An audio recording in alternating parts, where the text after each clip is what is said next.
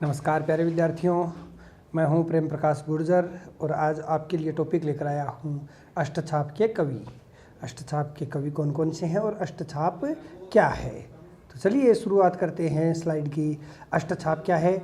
महाप्रभु श्री वल्लभाचार्य जी एवं उनके पुत्र श्री विठलनाथ जी के द्वारा संस्थापित 8 भक्तिकालीन कवियों का एक समूह था, जिन्होंने अपने विभिन्न पद और कीर्तनों के माध्यम से भगवान श्री कृष्ण की विभिन्न लीलाओं का गुणगान किया। अष्टछाप की स्थापना 1565 ईस्वी सन में हुई थी। अष्टछाप के जो कवि हैं उनके अंतर्गत पुष्टिमार्गीय आचार्य वल्लभ के काव्य कीर्तनकार 4 प्रमुख शिष्य तथा उनके पुत्र विठलनाथ के भी 4 शिष्य थे। ये 8 ब्रजभूमि के निवासी थे और श्रीनाथ जी के समक्ष गान रचकर गाया करते थे। उनके गीतों के संग्रह को अष्टछाप कहा जाता है, जिसका शाब्दिक अर्थ होता है 8 मुद्राएं। उन्होंने ब्रजभाषा में श्री कृष्ण विषयक भक्ति रसपूर्ण कविताएं रची हैं। उनके बाद सभी कृष्ण भक्त कवि ब्रजभाषा में ही कविता रचने लगे। अष्टछाप के कवि जो हुए हैं वे इस प्रकार हैं।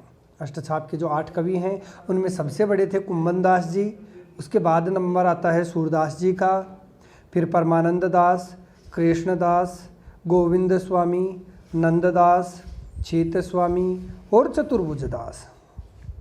ये जो 8 हैं, इन 8 भक्त कवियों में 4 तो वल्लभाचार्य जी के शिष्य थे, कुसु पकरी। इनको संक्षेप में हम कुसु पकरी से याद कर सकते हैं। कु से कुम्मन दास, सूरदास, परमानंद दास और कृष्णदास। अन्य 4 गोस्वामी विठलनाथ के शिष्य थे। गोन छिच, गोविंद स्वामी, नंददास, छीत स्वामी और चतुर्भुज दास।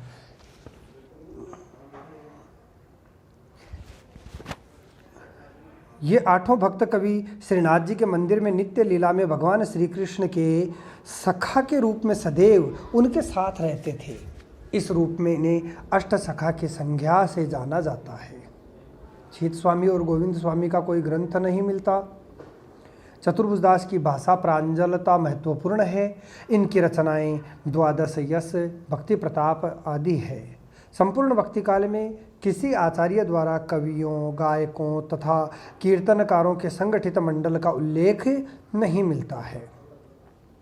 अष्टछाप जैसा मंडल आधुनिक काल में भारतेंदु मंडल, रसिक मंडल, मतवाला मंडल, परिमल तथा प्रगतिशील लेखक संघ और जनवादी लेखक संघ के रूप में उभर कर आई। अष्टछाप के 8 भक्त कवि समकालीन थे। इनका प्रभाव लगभग 84 वर्ष तक रहा। ये सभी श्रेष्ठ कलाकार, संगीतज्ञ और कीर्तनकार थे।